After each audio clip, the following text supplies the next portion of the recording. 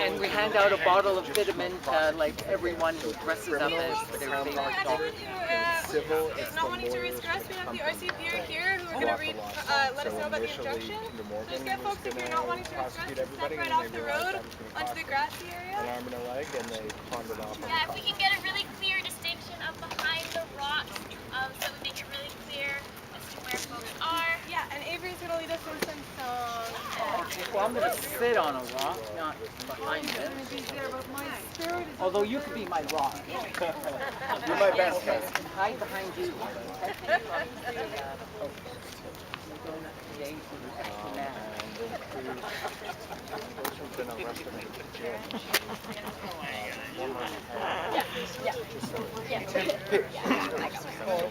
Oh, that's right.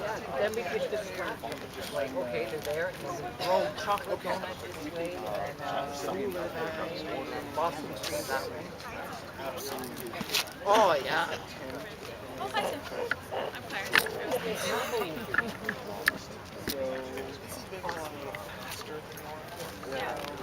Thank you. So slow down then. Yeah. Oh, sweet.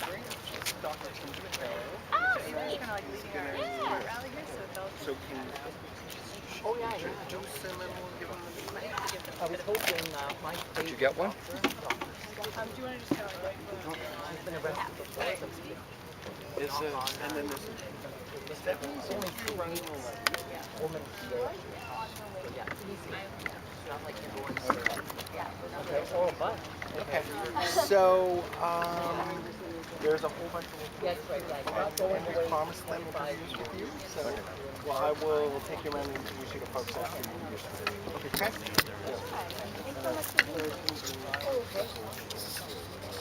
No, on page 5.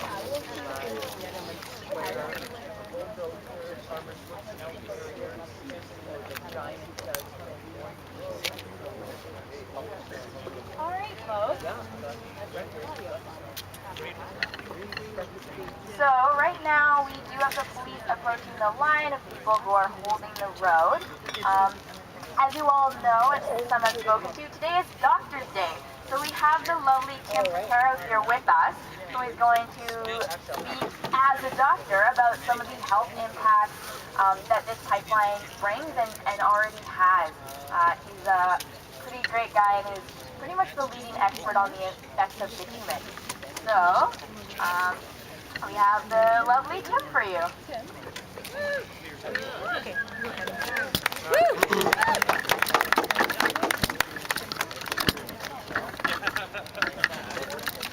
Good morning, everyone, and thank you very much for being here. And thank you to those of you who are on the line today.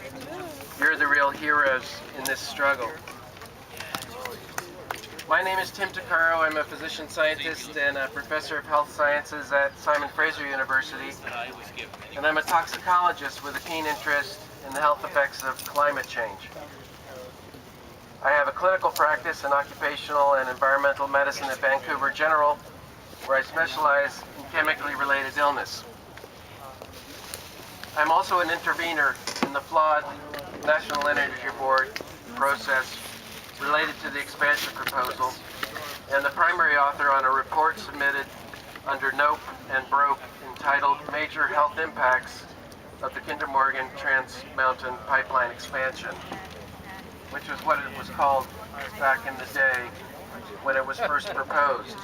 Now, it's our pipeline, and we have to stop it. I'm also a member of the Canadian Association of Physicians for the Environment, a very dedicated group that you'll hear more from today. And I'm the father of 2 young adult children, Annie and Ben.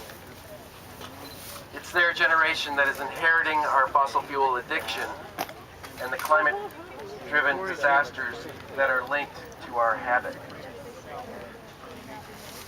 Like you last week and today, I am feeling the impacts of climate change, and I'm appalled that our Prime Minister and his cabinet are not connecting the dots between this proposed pipeline expansion to climate change, forest fire risk, and the overall increase in natural hazards we're experiencing here today.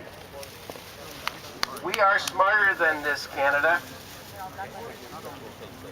Yes, we have a provincial state of emergency with around 600 fires burning in British Columbia and fouling a resource that some take for granted, clean air. But our fossil fuel addiction is also a major public health emergency. We cannot permit a decision by an oil and gas industry-dominated National Energy Board to mortgage our children's future. Taking action is a public health imperative, and I support those participating in civil disobedience. These brave individuals are committed, like our public health hero John Snow, who when faced with government inaction in the cholera epidemic in London in 1854, in the Supreme Court of British Columbia, removed the ULC, removed the pump handle. And David... I was speaking. He removed the pump handle on the Broad Street power water supply to turn off the bad water. Likewise, we have to act in the interest of greenhouse gas reductions to turn off the flow of fossil fuels. It will not be easy to kick our addiction, and it will not happen overnight. In hopefully rare instances, there will be projects like this one that really make a difference in our addiction rehabilitation. At those times, now, and in those places, here, citizens are obliged to step into the breach and fight for a healthy planet to give to our next generations.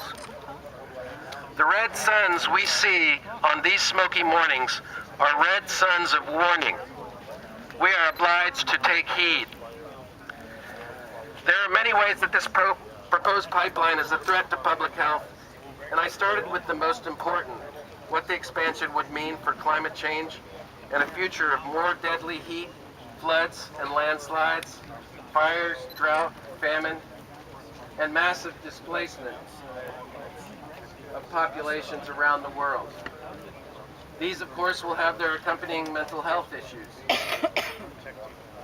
But of course, there are many reasons the pipeline proposes unacceptable risks to health. Most of these are related to protecting key human health needs of clean air, clean water, food, and a connection to protecting all nature's wonders our First Nations brothers and sisters have shared with us. A pipeline or a tanker spill could ruin many of these treasures. Uni urchin, also known as Jean Stanley Park and the beaches, Gulf Island shell fisheries, southern resident orca whales, a tank fire or forest fire which could devastate SFU and the surrounding Burnaby Mountain community, the Coldwater First Nations drinking water supply, and the lives of many communities along the route. Known as the defendants, order made after application. The materials shipped are highly toxic, more than even crude oil, due to the diluent used to make bitumen flow. The diluent contains benzene and other known carcinogens, polyaromatic hydrocarbons, and reduced sulfur compounds, all with unique and sometimes synergistic health impacts. Conveniently, the spill scenario used by the National Energy Board was not in Vancouver, where large populations, including many vulnerable individuals, are at risk. Children with asthma, elderly with cardiorespiratory diseases, individuals living on the margins, old people like my colleague Peter, who has bravely sat on the line and been arrested. It's unconscionable that we are faced with this struggle in our health after a bankrupt review process and now forced into a struggle against our own federal government's intransigence and desire to mortgage our children's future against oil and gas profits. But struggle we will, and in that struggle, it is my great pleasure to introduce Dr. Stephanie Von Dane, The site a physician colleague, fellow member of Canadian Association of Physicians for the Environment, and medic on the mountain, standing with all these courageous people, taking action. Stephanie is deeply committed, and she's already been arrested many times, at least once for this effort, and is here to speak about her experience. Stephanie. To any of the roads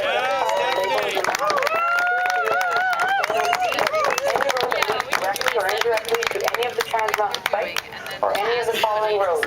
Yeah, thanks so much. Bayview Drive. Great, thank you so much, Tim. Thank you so much to the people who are holding the line. Right now, the injunction recording is being played. If we could get everybody on this side of the rocks, just to really clearly keep ourselves separate and be strong together in the same area, that'd be great. Flagging or boundary markings situated I'm just going to lead us in some songs while the injunction is playing, because on the line it's really nice to listen to. Who knew that I would love our song so much? So many times. And then after that, when we can actually hear Stephanie a little bit better, we'll get to hear what she has to say.